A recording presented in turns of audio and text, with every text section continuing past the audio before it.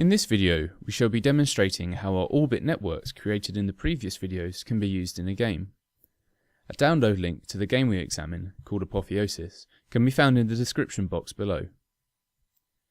Before we can use the trained orbit networks in a game, we must export the Apotheosis orbit library to a .dll file. This will allow us to reference the orbit networks in our scripts and classify real-world player skill sets using the Orbit API. Open up your dedicated Orbit project and navigate to the Libraries folder in your Orbit project folder. Select the Apotheosis Orbit Library.asset file.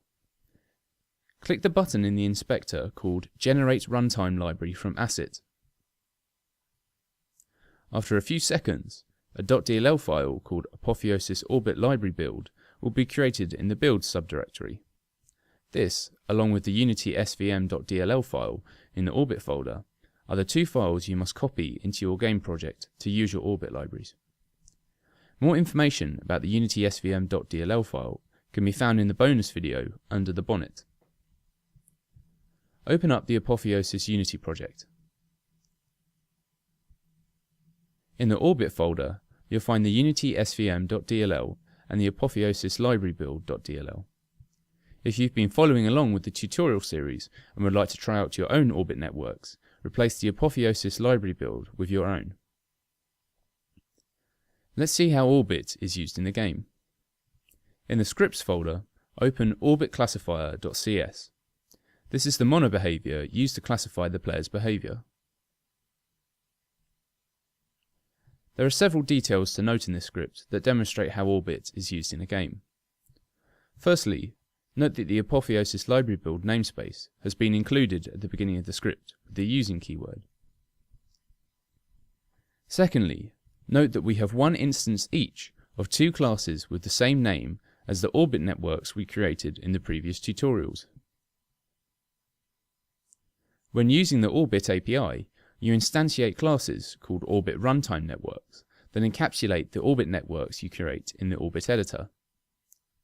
For each network you create and train, there will be an associated class in a built library.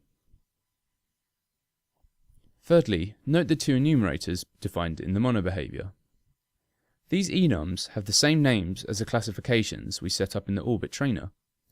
Note that they are offset by 1 and enumerate in the same order as the classifications were defined in the training of that network. These enums are used to convert the integer classification returned by the classify method that we'll see in a moment into an easily processed form. Next, note that the classes are instantiated in the await method.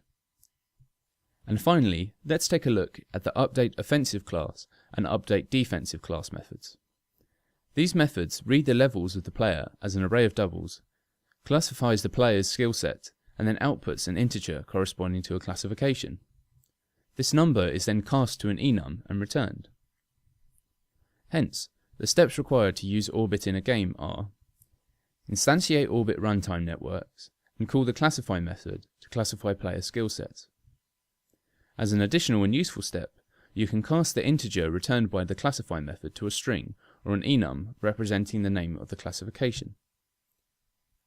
Let's see how these classifications are used in the game. Open the file skellymoves.xml in the data folder. This file is used to create and describe routines that the skeleton can perform when attacking the player. Each routine is labelled by a classification. The skeleton chooses a move if the move's classification matches up with the classification of the player. Open the script skeleton ctrl or controller in the scripts folder and scroll to the method called determine defensive method.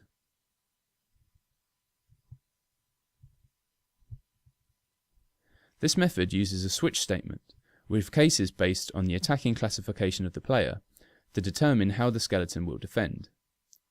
If you would like more details about the AI for the skeleton, be sure to take a look at the methods in this script in more detail. Let's finish the tutorial series by watching our training in action. To demonstrate Orbit working, when the skeleton attacks, I'm going to focus on dodging, boosting my dodging skill level. For brevity, I'll skip my attacking turn. When the skeleton returns to attack me again, Notice that he will classify me as a dodger and choose an attacking routine appropriate for a dodge predominant player. This routine will likely involve moving around more in an attempt to catch me dodging.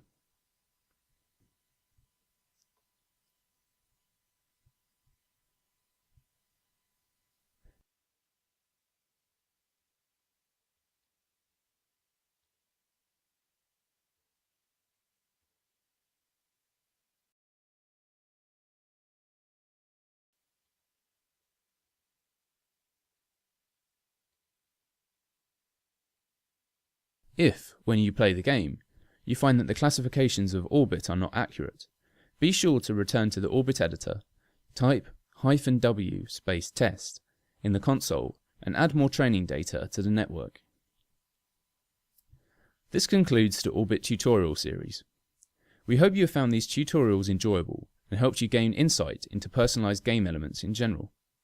For more information on Orbit, please consult the user guide in the Orbit plugin folder or visit our website coAdjoint.co.uk.